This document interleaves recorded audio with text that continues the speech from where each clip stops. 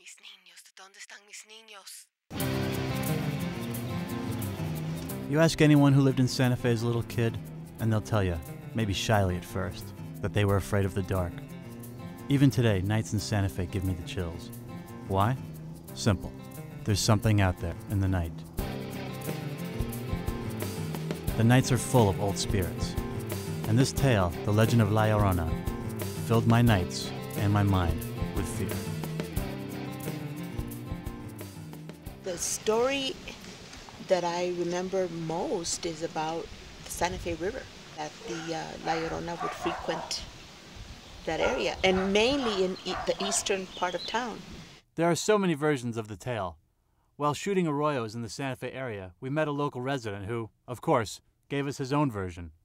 Born and raised in Santa Fe, going out as a teenager, La Llorona was always on our minds. We grew up with being told that she had been stabbed with a pair of scissors.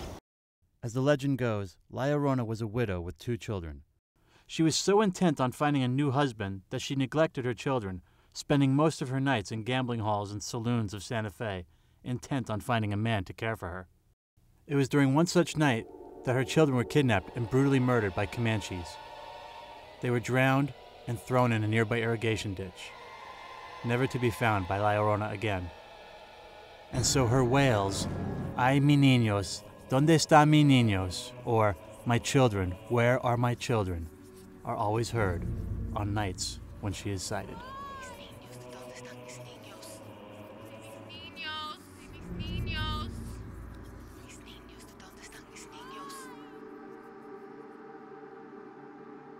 You won't catch me near the rivers at night.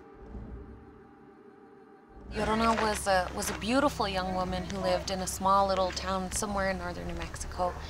One day this handsome man comes strolling through town and sets his sights on her. They get married, and he's good looking, but he's not a very good man, doesn't take very good care of her. They have children. He's always running around with other women. He comes home one night and has another woman with him and says, "I've only come to see my children because I don't care about you, I only care about my children." The Llorona decides that the only way she can get even with him is to take the only thing from him that means anything, and that's his children. La Llorona drowns her own children. Then, realizing what she's done, she jumps into the Santa Fe River to her own death.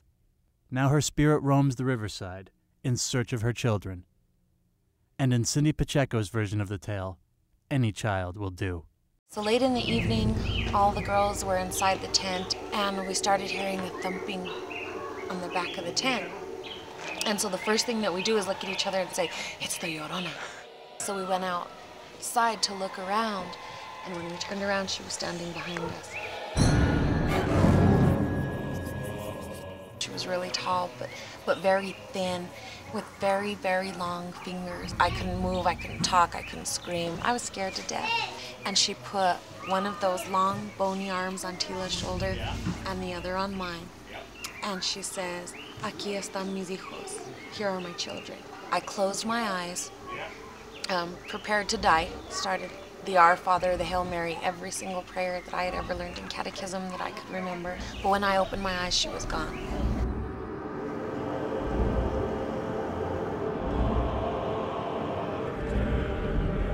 Some believe the legend of La Llorona is nothing other than a practical method of keeping children out of the arroyos. In the rainy month of August, dry riverbeds can fill up in seconds with a flash flood, leaving anyone in them doomed. Whether the tormented soul of a dead woman or the creative admonition of a caring mother, the tale of La Llorona has kept my friends and me far away from the rivers of my hometown.